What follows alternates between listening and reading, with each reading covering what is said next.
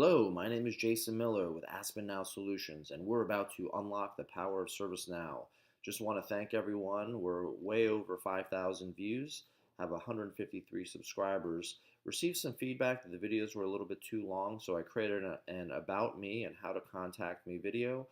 Has all the information in there, so that way I can make these videos a little bit more concise and to the point.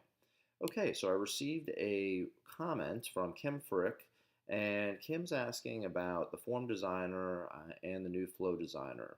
And she wanted to know basically what the functionality was, roles, admin versus non-admin. So I started doing some research on this, and I've customized many forms in the past. But one thing I want to do before we get to those topics is talk about how to personalize forms. So this is something that the user can do, and I don't think that it's really taken advantage of as much as it should be. So where do we start with this? Well, first, of course, there's a plugin that needs to be activated. It's called the Form Personalization plugin. You would just type in plugin right here in the filter, and then plugins would pop up under system definition. When you go over to, or when you click inside of it, there'll be this UI action here as for all plugins, activate/upgrade, and then you would just click on it. And the window will come up, and then it'll ask, if I want to upgrade it, but we won't go through the motion since I just did it a couple minutes ago. Moving on, the next thing to take note of is this glide UI personalized form dot role. So when we click into this, this is just basically saying here are the roles that can take advantage of this. So, and then there's another property which is different. So this is the role right here, and then this one's for the entire system. So this is basically saying the glide UI personalized form, when the value is true, then the user will be able to personalize their own forms. And when we click into it, this is the way it looks right now.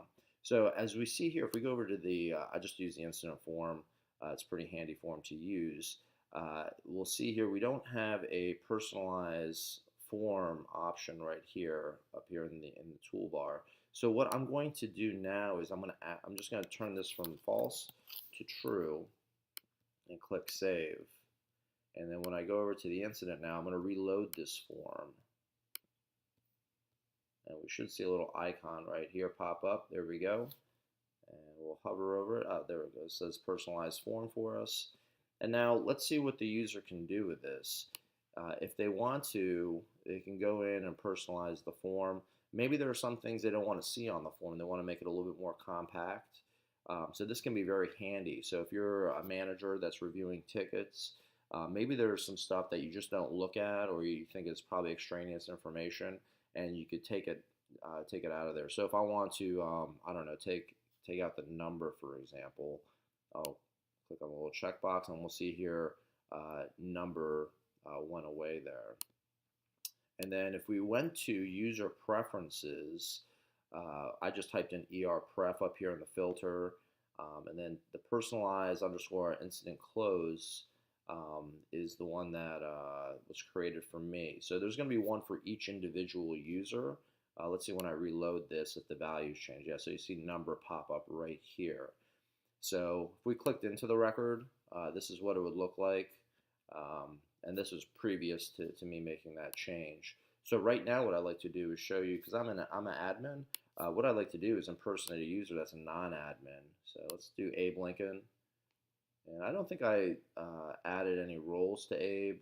I think that he's pretty much just the standard ITIL user. So what I'm going to do is I'm just going to open up an incident form, and we'll just modify a couple of things. Maybe we'll do number, and I don't know, maybe opened or something like that. All right, so let's scroll down. So we have number, opened. All right, so all that disappeared right now. Now what I'm going to do is I'm going to switch back to my admin role, and I'm going to show you what it looks like in the user preferences as an admin. So now I'm going to refresh this list, and we should have a line item here for Abe. Sure enough, there it is. And of course, you could rearrange this list any way you want to. I just kept it as a default. So now Abe is able to look at his list, and he doesn't have to go through or look at the number or when it was opened. So one thing I could do is if you ever get an issue, a user doesn't know how to reset the form, and I'll show you how to reset it real quick as Abe. Let's just go back in there real fast, and I'll show you what he can do to reset it himself. It's pretty simple. At the very top of the form, I'm just going to go into this little filter right here, and then you could click reset right there. Now, let's say Abe wasn't able to do it for whatever reason.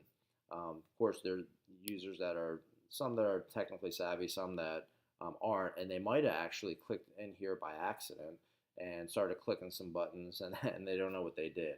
So now what I'll do is I'll go back to Impersonate myself, and I'm going to refresh. Actually, what I'll do is I'll just delete this right here. So I'm going to click on this checkbox. I'm going to wait for this to pop up and click delete. And once that happens, it'll ask me if I want to delete it, and then it'll go away. Okay, so then one more time we'll pop in as Abe. And I apologize for all the back and forth with the roles. All right, click on Incident Open. And one thing I want to note is that, okay, so here we have number and opened are back to normal. So this is our regular incident list. One thing I want to note is when I was doing it as an admin for myself, I would delete my, my line item, but it wouldn't take. So I'm not sure if that's just because I'm an admin, but I did want to point that out. So I mean, we could even take a look at it right now. So just to prove it, and hopefully I proved myself wrong, but let's see if that's the case. So right here we're saying the number was the one that we added in addition to UAssist and I guess KBU solution. So I'll get rid of this now, and we'll see if that number still appears on the, or if it still does not appear on the form. So now we'll just go to the open incidents. Let's go here. Let's type in opened. That's not cooperating today, so let's type in incident. How about that? It's going to work with me here. All right. So now we'll go in here and let's just make sure it's gone. Yep, there's no user preferences there. And now I'll click in here. Shows me number. Oh, looks like it reset perfectly. Okay, so maybe I was wrong on that, and it just took a little bit of time before to reset that form. So it looks like everything's behaving as it should be. I'm Jason Miller, founder of AspenNow Solutions, and we just unlocked the power of ServiceNow. Thank you and have a great day. Oh, and also one thing I forgot to mention is that there will be future segments about forms.